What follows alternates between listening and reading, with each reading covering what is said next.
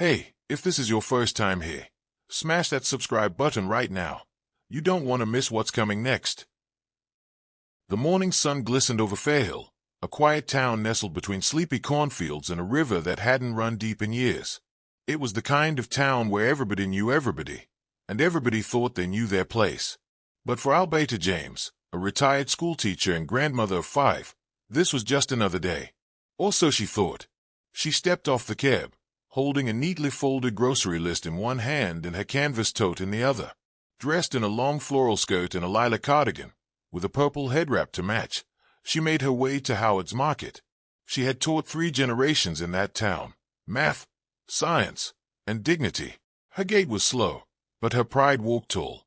Inside the store, she greeted the clerk, a shy teenager with a buzz cut, and picked out a few tomatoes, a bottle of olive oil, oatmeal, and plantains.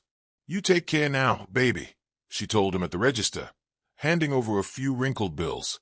"Tell your mother her banana bread was too sweet last Sunday." She was less than 2 steps out the door when she heard it. Stop right there." She turned, confused. A patrol car had just pulled up. Out stepped Officer Brad Sloan, tall, white, and stocky, with mirrored sunglasses hiding his cold stare. Behind him, Officers Tuck Harris and Megan Cole, both equally uniformed, equally suspicious. "What's the problem?" Alberta asked, clutching her tote a little tighter. "We got a report of shoplifting," Officer Sloan said. "You match the description." Alberta blinked. "Excuse me, I just bought these. You can ask." "We don't need attitude." Harris moved in, already reaching for her wrist. "Let's check your bag." She took a step back. "You don't have a warrant, and I didn't steal anything." "Wrong move." Before she could blink, Sloan grabbed her arm while Harris yanked the tote from her hands, sending tomatoes and oatmeal rolling onto the sidewalk. "Stop resisting." Cole barked as if reading from a script.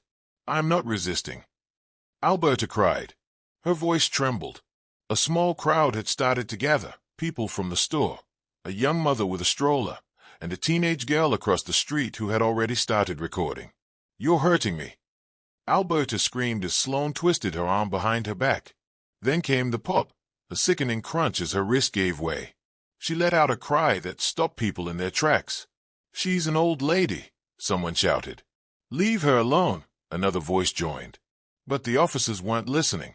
They had her face down on the sidewalk, knee on her back, cuffing her like she was a drug dealer on the run. Her head wrap slipped. Her cheek scraped the pavement. Blood. The teenage girl filming whispered, "No, no, no. Not Ms. Alberta." She pressed Cole. The name on the screen read, Malik James. Across town, in an old Chevy Suburban parked outside his childhood barbershop, Staff Sergeant Malik James had just picked up a sandwich and was biting into it when his phone buzzed. He hadn't been home more than 24 hours. The war in his mind had barely quieted.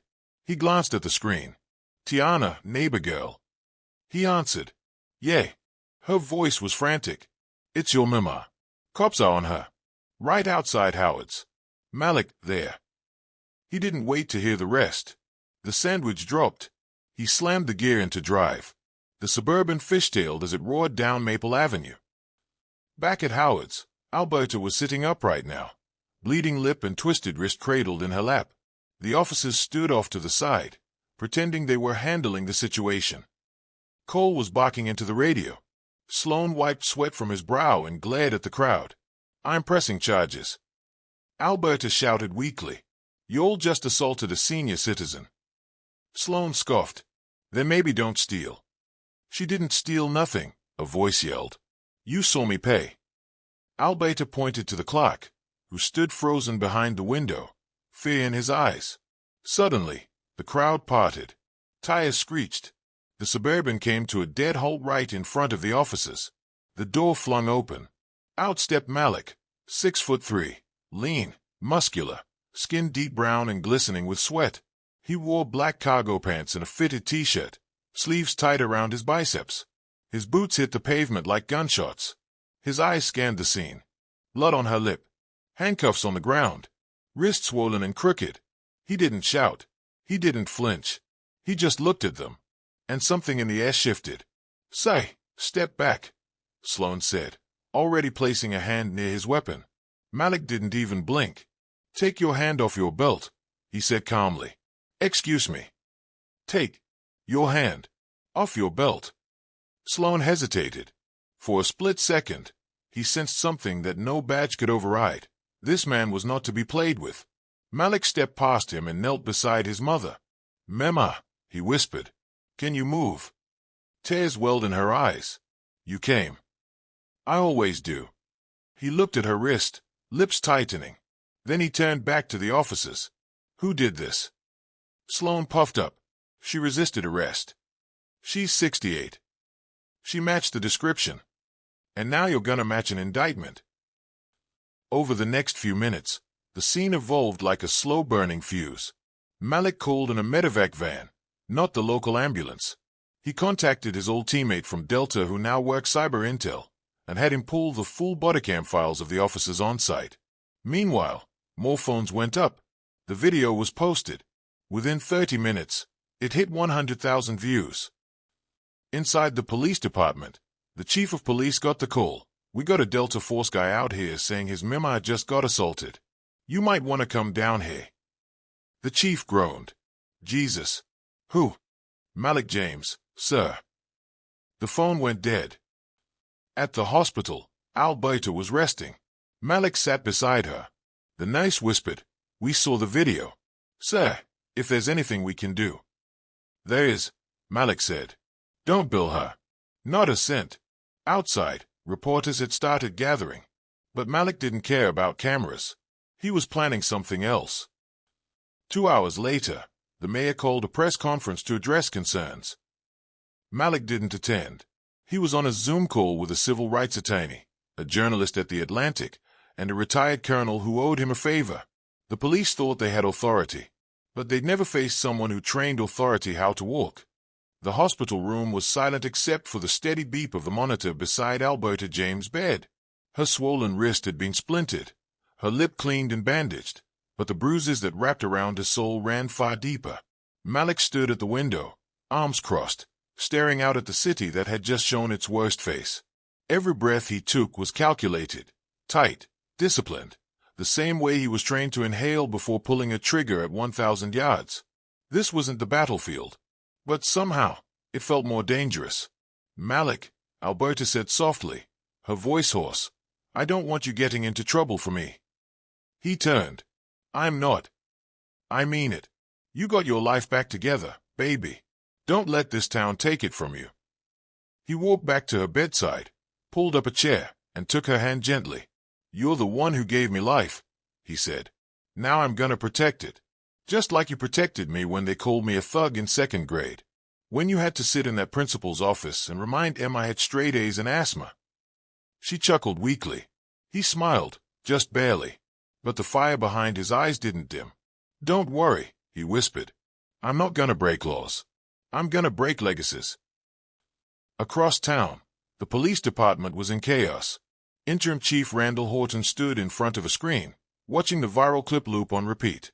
Alberta James being slammed, her groceries on the pavement, her son's face when he arrived.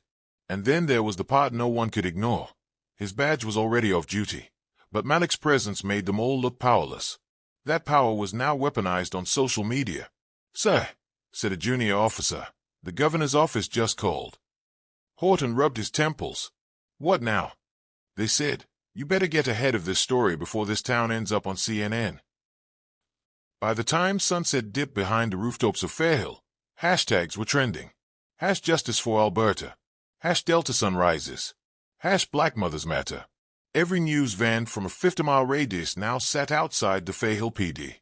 Inside, Sloan, Harris, and Cole were in a conference room, arguing like toddlers caught stealing cookies. She pulled away first, Harris said. "No," Cole snapped. "You started pulling her bag." She fit the profile. The profile of what? A black elder with a grocery list. None of them noticed the Internal Affairs investigator walk in until the door slammed shut. "You're all suspended. Effective immediately." "What?" "We followed protocol." The investigator placed a tablet on the table and hit play. The footage was clear, crisp. Alberta saying, "You don't have a warrant." Sloan growling, "We don't need attitude." The snap of bone. Her scream. The investigator looked them dead in the eye. "You're not cops. You're liabilities. And this department won't bleed for you." At Alberta's home that night, Malik sat at the kitchen table scrolling through messages. Former military friends, civil rights groups, local black leaders, even a state senator's aide. All of them said the same thing. "We got you." He opened his laptop, pulled up blueprints. Not of a building, but of a system. Malik wasn't just reacting. He was rebuilding. His fingers tight fast. File federal lawsuit. Demand full release of bodycam footage. Demand public apology from mayor and police. Push for permanent termination with decertification. Ban rehiring in adjacent districts. Organize town hall. Hold public restorative justice event. He clicks end. The next morning, the mayor held a press conference on the courthouse steps. Suited. Sweating. Nervous. "We regret the unfortunate incident involving Ms. Alberta James." "Unfortunate," the crowd murmured, "and we've placed the officers on administrative leave while we conduct a thorough review." That was the wrong phrase. Across the street, Malik stepped forward, microphone in hand. He had just returned from the hospital, his mother sitting proud in a wheelchair behind him. "My name is Staff Sergeant Malik James," he said. "I served in Kandahar, Mosul, and Syria. But yesterday, my mother, a 68-year-old retired schoolteacher, was treated like a criminal in the town she raised her children in." Cameras zoomed in. "My mother didn't survive bullets overseas like I did. She survived racism, disrespect, dismissal. But what she faced yesterday, that wasn't just misconduct. It was state-sponsored violence, and I won't allow it to go unanswered." People erupted. Reporters scrambled to record every word. He looked straight into the camera. "This is not about vengeance. This is about vision. I am calling for the immediate termination, permanent decertification, and public apology for what happened to Alberta James. If those steps are not met in 72 hours, we will file civil action and demand federal oversight of this police department." He stepped aside. Behind him, Alberta lifted her fist, gently, but with the power of generations. Inside the police union hall, the atmosphere was different. Sloan was pacing. "You mean to tell me they can just erase my career overnight?"